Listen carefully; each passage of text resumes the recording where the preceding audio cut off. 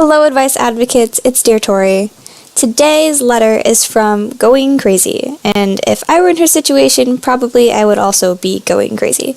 She's been talking to someone who seems to be too good to be true, and as we all know, that's usually not a good thing. However, there are a lot of other things that make this thing even worse of a thing than it would normally be.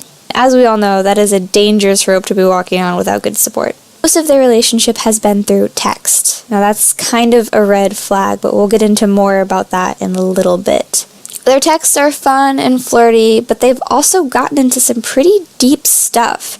Now this isn't a surface level relationship anymore, you guys. It's pretty deep, right? But when she makes plans to try to meet him, he always evades them, gives excuses, the common things that come up when you try to meet someone in person, when you haven't quite met them before.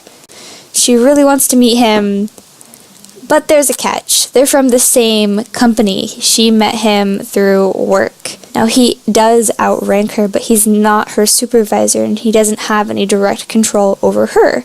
So, there isn't technically a huge issue revolving around that, but she's still worried. In my opinion, it is always best to be direct. No one can be expected to read minds.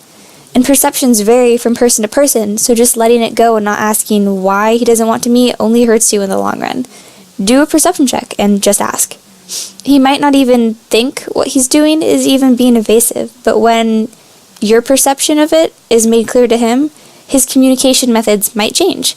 Or you just might get an answer as to why he's not willing to meet up. You should think of this like any other relationship. The more unnecessary thought you're going to put into this, the more anxiety you'll have around it. And you don't want to psych yourself out. If it really bothers you that the possibility of dating him could possibly be breaking company rules, then ask HR about the policies regarding romantic relationships with people in the same company. In conclusion, my straightforward advice: be straightforward. Simply ask him. And then ask HR if you're still unsure. As always, thanks for watching, and I hope this helps.